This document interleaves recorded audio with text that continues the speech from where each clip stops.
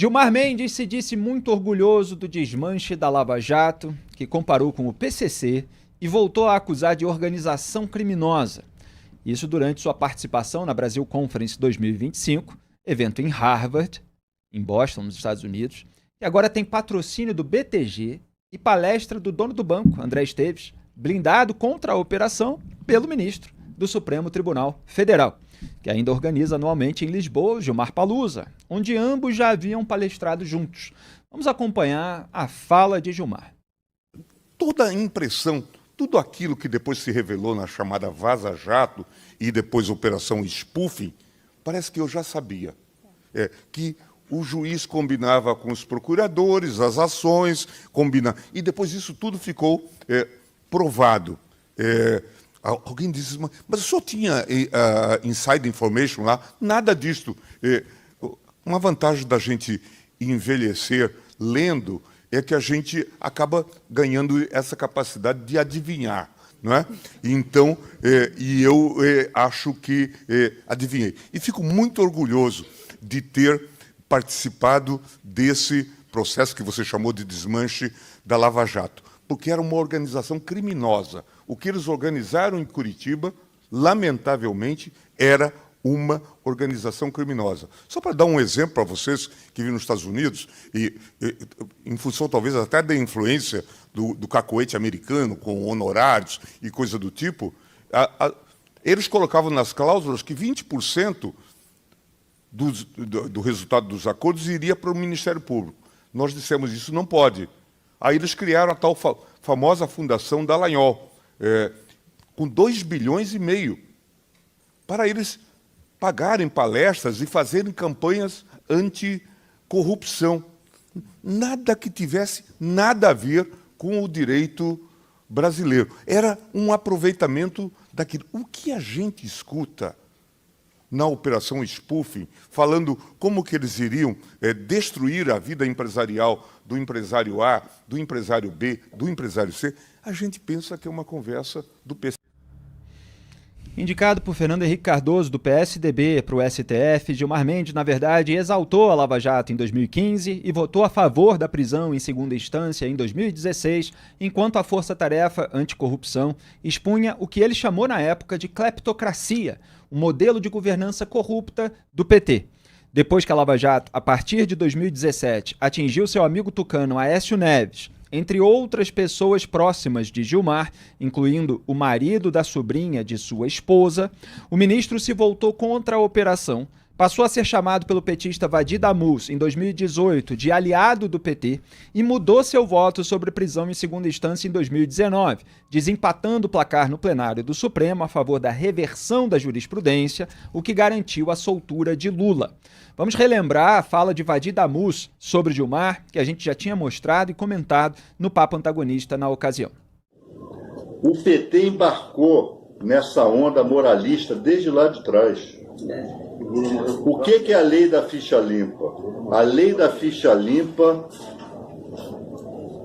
significa dizer o seguinte: o povo não sabe escolher, quem escolhe é o Poder Judiciário. Quem escolhe candidato é o Poder Judiciário. Escolhe cheio. Claro.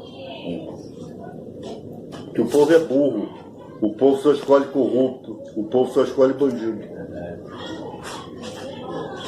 E aí o pessoal fica zangado. Eu tive ontem com o Gilmar. Nós fomos lá levar as denúncias do Tacla Duran para ele. Quem vai botar a boca no trombone para apurar denúncias? É o Gilmar Mendes. É mesmo. Eu vi. Então, assim, nós temos que aprender a perceber o jogo do xadrez e a fazer política. O Gilmar hoje é nosso aliado, amanhã volta a ser nosso inimigo, mas hoje ele é nosso aliado. E nós somos aliados dele. Não voltou a ser inimigo, não, continua aliado. Quando Lula voltou ao poder em 2023, o mesmo Gilmar Mendes, que atacou juízes e procuradores da Lava Jato em razão de ilações sobre o conteúdo jamais autenticado de mensagens roubadas por criminosos, as quais renderam um único inquérito no STJ arquivado por falta de provas, fez campanha para que o atual presidente indicasse seu ex-sócio Paulo Gonet como procurador-geral da República. E as datas importam. Em 14 de outubro de 2023, Gilmar mandou seu recado ressaltando que Lula não estaria na presidência se não fosse ele. Abro aspas. Muitos dos personagens que hoje estão aqui, de todos os quadrantes políticos, só estão porque o Supremo enfrentou a Lava Jato. Do contrário, eles não estariam aqui, inclusive o presidente da República. Fecho aspas. Menos de 45 dias depois, em 27 de novembro de 2023, Lula indicou Paulo Gonet para a PGR. Sim, um juiz do Supremo emplacou no cargo o procurador-geral que envia ou deixa de enviar denúncias à corte que ele integra. Imagine o escândalo se o ex-juiz e atual senador Sérgio Moro tivesse emplacado Deltan Dallagnol como procurador do Ministério Público antes da Lava Jato e um fosse ex-sócio do outro. Mas o atual PGR, que também palestrou no evento em Harvard, não comenta o teor de mensagens trocadas com o padrinho, nem das reuniões fechadas que tem feito com Lula, Gilmar e outros ministros do STF. Ou não é pelo Zap que eles combinam os encontros? De 2019 para cá, tudo se normalizou na República do Escambo e os efeitos disso já chegaram, inclusive, à faculdade mais famosa do mundo, onde alunos e visitantes que até a edição de 2024 da Brasil Conference viram parlamentares, jornalistas e ex-procurador tecendo críticas a condutas, votos e decisões de ministros do STF, agora veem apenas o sistema reunido fora do Brasil para amplificar e disseminar suas narrativas numa espécie de evento do Grupo Esfera, ou melhor, de Gilmar Palusa, incrustado entre painéis, com Ana Maria Braga e Carlinhos Brown. Contestações, como a de Sérgio Moro, só estão sendo feitas nas redes sociais, na internet, onde eu fiz a minha, em oantagonista.com.br. Os alvos da Lava Jato devem ter muito orgulho de Gilmar Mendes, reconduzido ao cargo por ele o presidente da CBF, Confederação Brasileira de Futebol, Edinaldo Rodrigues, ponta firme nas relações comerciais entre a entidade e o instituto do ministro também. Duda Teixeira. Impressionante o Gilmar, ele que é um juiz fazendo acusações assim, né, de coisas que nunca foram comprovadas, né, e que ele fica martelando, não só ele, mas Dias Toffoli e outros ministros também, né, essa ideia de que os membros da Lava Jato se beneficiaram dos acordos de leniência, né? Tese também que muitas vezes é usada para atacar a transparência internacional, ONG contra a corrupção. E essas coisas nunca foram comprovadas, mas ele fica martelando como se tivesse um papel de procurador, né, de promotor de justiça, de acusador. Quando ele é um juiz, ministro da Suprema Corte do Brasil. Então, um papel totalmente que não faz o menor sentido, né, que ele acaba assumindo por conta própria. O Gilmar, nesse primeiro vídeo que a gente mostrou do evento, que é organizado por alunos brasileiros de Harvard, ele falou do caso da fundação. Essa história em que eles tentaram, incluindo o Gilmar, envolver a transparência internacional para além das acusações rasteiras, levianas e sem fundamento que fizeram sobre os procuradores. Essa história está na minha matéria de capa da Cruzoé, a história da fake news contra a transparência internacional. Vocês estão vendo aí na tela a capa da Cruzoé, edição número 302. Produção, depois pega para mim a data dessa reportagem. E tá ali, a história da fake news contra a transparência internacional, como a narrativa foi plantada, vazada, refutada e requentada na PGR e no STF para retirar a ONG anticorrupção. O Gilmar, ele se aproveita do fato constitutivo da própria linguagem, a matéria de 16 de fevereiro de 2024. Ele se aproveita do fato de que a mentira ou a narrativa falseada, que falsifica um contexto, que distorce a história, que falseia com meias verdades ou eventuais mentiras, ele se beneficia do fato de que a refutação é mais longa do que essas sínteses enganosas que ele fica espalhando por aí em eventos internacionais e nacionais, onde ele não é contestado, porque só fala, geralmente, entre amigos e geralmente sem qualquer jornalista mais vigilante e independente que possa refutar essas narrativas. Então, nem dá para a gente contar aqui a história inteira que está lá descrita em todos os detalhes na matéria especial da Cruzoé, porque ela é longa, é complexa para refutar justamente essa narrativa simplista No entanto, está tudo lá em detalhes exatamente como aconteceu. O Duda falou que nunca ficou comprovado isso, um patamar além. É que esse benefício financeiro de procuradores e juízes da Lava Jato com a fundação que o Gilmar diz que eles queriam usar para faturar, etc. Isso nunca aconteceu. Nunca aconteceu. Não há qualquer elemento, qualquer evidência disso. Ela nunca apareceu. Então, assim, é uma gravidade tremenda que um ministro da Suprema Corte de um país faça acusações falsas contra pessoas que têm nome e sobrenome, mesmo que eventualmente ele não as cite diretamente. Está falando de integrantes de uma força-tarefa específica, de juízes de uma força-tarefa específica. Essas pessoas têm nome e sobrenome. Tem uma equipe limitada ali que participou por parte do Ministério Público, tem juízes que julgavam os casos, não eram diretamente daquela força-tarefa. Então são acusações muito graves. Eu perguntei no X em qual democracia do mundo um ministro, um juiz de Suprema Corte, faz acusações em palestras e em entrevistas de pessoas que ele odeia integrarem uma organização criminosa e faz isso impunemente. E as pessoas assistem e naturalizam isso. Há uma série de outros elementos aí a abordar sobre as declarações de Gilmar, mas eu passo a palavra para o Ricardo Kertzmann, nosso colunista mineiro de Belo Horizonte. Salve, Ricardo, o que você destaca? Boa noite, Felipe. Boa noite, Duda. Boa noite também para os nossos queridos antagonistas e uma ótima semana para todo mundo. Olha, várias dessas alegações do Gilmar Mendes, elas não resistem a um olhar minimamente mais atento. E muito menos, Felipe, a um detalhamento de dados, principalmente quando esse detalhamento é feito de forma cronológica, como você apontou nessa coluna que você citou e no texto que você escreveu hoje também para o antagonista, porque está tudo lá, muito bem descrito, como que essas falácias, elas não se sustentam. Ô Felipe, outro ponto aqui que é bom a gente abordar é que toda vez que a gente ouve falar em liturgia, em decoro, quando a gente assiste a um ministro da Suprema Corte desqualificando, ou melhor, criminalizando pessoas, criminalizando membros à época do judiciário, porque quando você imputa às pessoas condutas semelhantes ao PCC, chama as pessoas, acusa essas pessoas de fazerem parte de organizações criminosas, a quadrilhas organizadas, você está, sim, imputando a essas pessoas crimes. Quando você assiste isso tudo vindo de um ministro da Suprema Corte, essa tal da liturgia desse decoro vai embora, não existe mais.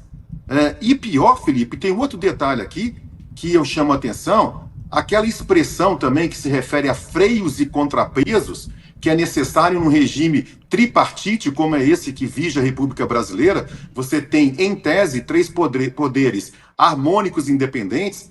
Esses freios e contrapesos, eles têm que ser destinados também à sociedade. E isso não acontece.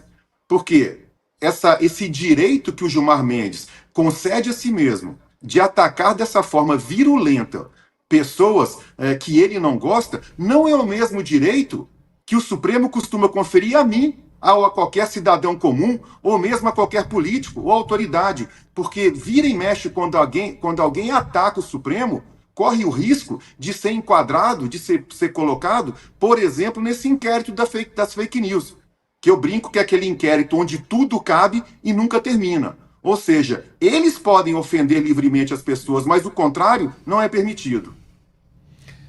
Gilmar Mendes voltou a atribuir à Operação Lava Jato, nesse domingo, 13 de abril, práticas adotadas pelo próprio STF após a extinção da Força Tarefa de Curitiba.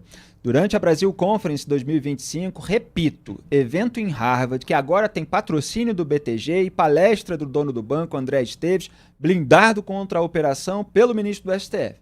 O Gilmar requentou suas velhas narrativas e omissões sobre o que já havia chamado de coisa de pervertidos. Vamos acompanhar a nova fala de Gilmar. Eu percebi, de uns tempos para frente, que havia exageros, que as pessoas só conseguiam libertação e nós estávamos mantendo as prisões preventivas. Eles estavam presos e só conseguia a libertação depois de fazerem delação. E eu comecei, então, a dizer que nós tínhamos um encontro marcado com as prisões de Curitiba. O problema de fabricar alegações para encobrir motivações inconfessáveis é a dificuldade de fazer as alegações pararem de pé. e de se manter a coerência em relação a elas ao longo do tempo. Gilmar Mendes nunca conta, mas o STF procedeu com a homologação do acordo de colaboração premiada de pessoas presas, tanto no caso do tenente-coronel Mauro Cid, ex-ajudante de ordens de Jair Bolsonaro, quanto no caso do miliciano e matador de aluguel Rony Lessa, executor do assassinato da vereadora do PSOL Marielle Franco e do motorista Anderson Gomes. Então, para quem não entendeu, ele está recriminando a Lava Jato por fechar colaboração premiada com pessoas presas, dando a entender de que a Lava Jato fazia isso com todo mundo, e nós já vamos analisar isso também. E, no entanto, quem fez isso recentemente foi o Supremo Tribunal Federal. O ministro Alexandre de Moraes, do Supremo, homologou em 9 de setembro de 2023 a delação de Mauro Cid, que estava preso desde 3 de maio daquele ano em razão da investigação sobre inserções de dados falsos em cartões de vacina contra a Covid-19.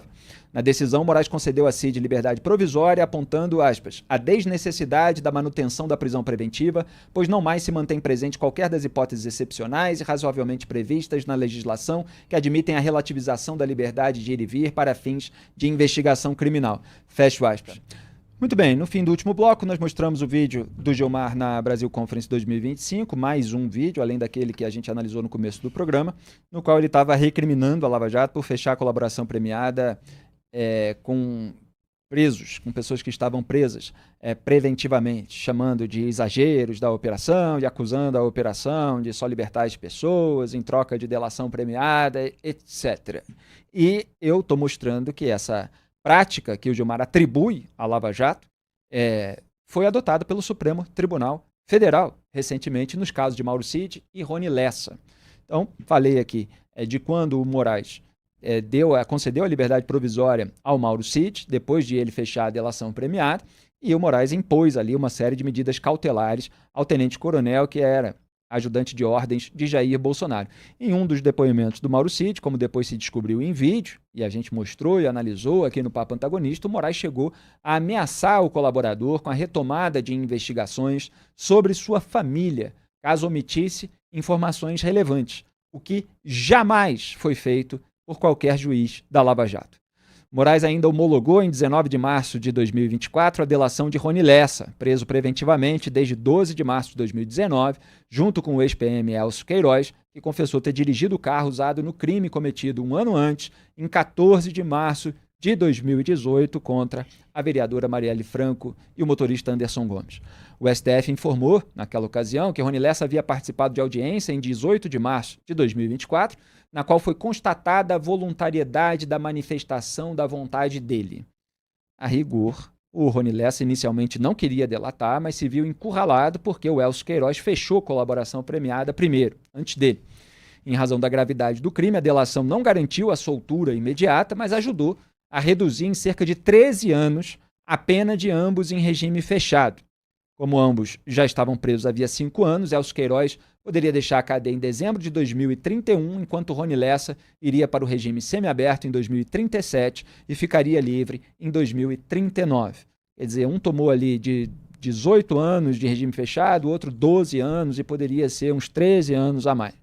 Na Lava Jato, ao contrário do que sugere Gilmar Mendes, a imensa maioria das colaborações premiadas foi fechada com investigados soltos, como os empresários Joesley Batista e Emílio Odebrecht, depois contemplados por decisões de Dias Toffoli, o ministro chamado de amigo do meu pai na Odebrecht, e cuja esposa, a advogada Roberta Rangel, tem os irmãos Batista como clientes. As manobras usadas no STF para plantar, aspas, dúvida razoável, fecho aspas, sobre a voluntariedade dessas delações foram expostas e esmiuçadas também na minha matéria, a história das fake news contra a Transparência Internacional. Mas basta assistir ao trecho do depoimento em que Emílio Odebrecht dá gargalhadas ao relatar como os petistas passaram de jacarés a crocodilos em exigência de propinas para atestar o ridículo da hipótese de, aspas, tortura, fecho aspas. Vamos relembrar as gargalhadas de Emílio Odebrecht. Quando o senhor usa essa expressão do crocodilo do jacaré, é justamente isso, dizendo que antes eles se saciavam com o valor e estavam querendo mais, é isso? Isso. O jacaré e o crocodilo são muito parecidos. É isso. Não, mas um vai até 3 metros, o outro vai acima de 5. Entendi. Então o problema era isso, era o aumento dos pedidos de dinheiro. Das exigências. Exigências de dinheiro, tá. olha que senhor coagido, torturado, dando gargalhadas. Já falei aqui nesse programa, tortura é o que aconteceu lá nos campos de concentração nazista e eu visitei nesse ano, na Polônia. Isso aí é outra coisa. Ademais, foi a ministra Carmen Lúcia, do STF, que em janeiro de 2017 homologou as 77 delações de executivos e ex-executivos da Odebrecht, incluindo a de Marcelo Odebrecht, que esse sim estava preso preventivamente. Agora, a própria segunda turma do STF é que havia mantido a prisão preventiva do empresário por entender que o Marcelo Odebrecht tentou obstruir as investigações e destruir provas no curso da investigação da Lava Jato. A decisão foi tomada em 26 de abril de 2016, com votos de Carmen Lúcia, Teori Zavascki e Celso de Mello.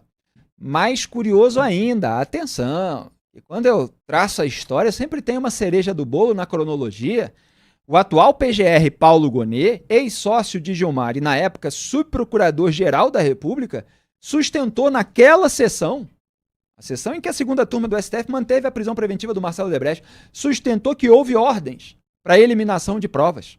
Paulo Gonet corroborou a existência de, aspas, um esquema que, como dito na primeira instância, se reproduz em outras estatais com interferência na coleta de provas, além da destruição de provas no exterior. Fecho aspas. Segundo Gonet, aspas, os personagens enfatizam os elementos de risco à aplicação do direito penal e às investigações criminais que ainda estão em curso. Fecho aspas.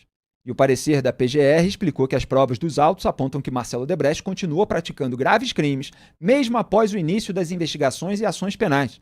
Aspas para o parecer, há indicativos bem seguros de que o paciente, por mensagens cifradas, determinou sim a destruição de provas, revelando que não tem limites para garantir a impunidade de seus gravíssimos atos criminosos e de todos aqueles que o cercavam e o assessoravam.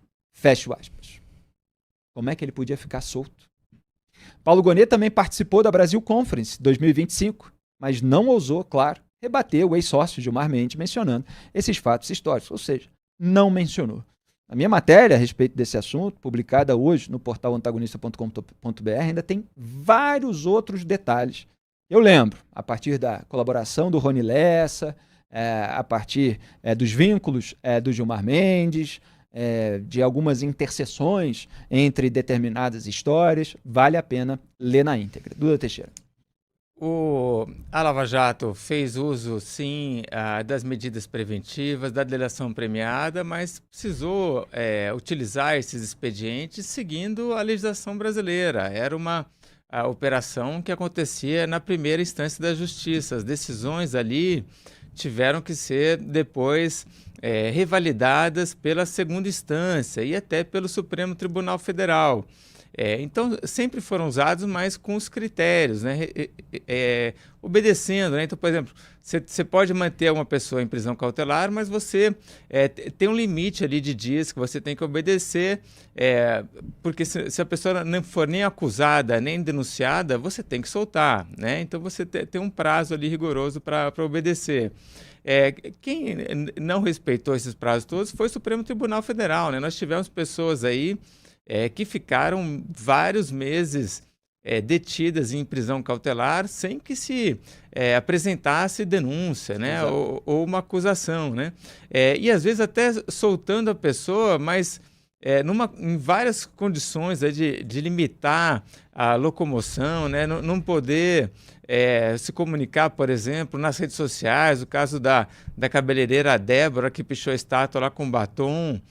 Então, várias medidas que realmente acabavam extrapolando o que a lei permite, até fazendo isso porque o STF meio que faz o que bem entende e não está preso aí, né, a nenhuma instância superior. Lembrando que o Duda está se referindo aos envolvidos com o 8/1. Teve vários casos de gente, tanto do 8/1 quanto da trama golpista, que ficou em prisão preventiva durante muito tempo e os ministros, como Gilmar Mendes, atacavam prisões preventivas alongadas, como eles diziam na época da Lava Jato, e agora topam essas prisões preventivas alongadas, mesmo sem denúncia, o que não acontecia na época da Lava Jato, porque aqueles que ficavam presos preventivamente, em poucos meses já tinha uma ou mais denúncias contra eles, como aconteceu com o caso do próprio Marcelo Odebrecht. Então você teve também, nesse período recente aí do Supremo Tribunal Federal, sob a relatoria do Alexandre de Moraes, a prisão do Clériston, que acabou morrendo na cadeia com pedido de relaxamento da prisão, com parecer favorável da PGR, ignorado por Alexandre de Moraes. Você teve o caso do morador de rua, o morador de rua que simplesmente estava passando por aquele local em Brasília, ali perto da Praça dos Três Poderes, foi ver o que estava acontecendo, foi confundido com um dos envolvidos no 8 do 1, uma das pessoas que estavam invadindo e participando do quebra-quebra, ficou 11 meses preso, depois foi liberado sob medida cautelar, ficou mais alguns meses com tornozeleira eletrônica, até o Moraes, finalmente, diante de um parecer da PGR, apontando a sua inocência, falta de qualquer elemento de prova contra ele, liberá-lo de vez. Quem é que vai compensar a vida, o período de vida que esse sujeito perdeu sem que houvesse qualquer elemento probatório contra ele, sem que houvesse qualquer indiciamento ou denúncia? Então, é muito grave o que a gente tem visto na conduta do Supremo Tribunal Federal e muito hipócrita a posição de determinados ministros que não mantêm a sua coerência ao longo do tempo. O que mais você destaca, Ricardo Kertzmann? Que, mais uma vez, não se sustentam, né, as alegações do ministro Gilmar Mendes. Conforme eu disse no meu comentário anterior, quando você faz, e você fez, mais uma vez nesse texto, quando você faz o detalhamento, principalmente em ordem cronológica dos fatos, isso derruba toda a tese do Gilmar Mendes. Até porque, Felipe, tem um detalhe aí que a gente não pode esquecer. Um dos benefícios concedidos a um colaborador premiado, a depender, obviamente, do crime que ele cometeu, é a possibilidade dele ser solto. Senão, não faz sentido ele colaborar se ele não vai ter benefício algum. No caso dos colaboradores da Lava Jato, além da maioria deles estarem, quando fizeram a colaboração, eles estarem soltos, conforme você já colocou, todas as colaborações foram imediatamente comprovadas, foram corroboradas com provas. Eles apresentaram as provas daquilo que eles estavam denunciando. Ou seja, não tinha mentira, não tinha invenção nenhuma. É uma tremenda inversão, né, dos fatos, você dizer que, olha, tudo aquilo foi feito sob algum tipo de coação, e obviamente não se sustenta, porque todas as colaborações, os réus, eles estão com os advogados presentes. Quando você induz esse tipo de prática, dizendo que eles estavam sendo coagidos, você está dizendo também que aqueles advogados, que os profissionais, fecharam os olhos para aquilo. Ou seja, você está acusando, Ricardo, de alguma forma advogados? Pois não. Continue, Ricardo. Eu dizia, Felipe, que quando o ministro Gilmar Mendes faz esse tipo de ilação, dizendo que pode ter havido algum tipo de coação na hora de colher os depoimentos dos colaboradores premiados, ele, de alguma forma, ele está dizendo que todos aqueles advogados que presenciaram e que acompanharam seus clientes foram coniventes com um tipo de atuação que não é correta, que seria, inclusive, ilegal.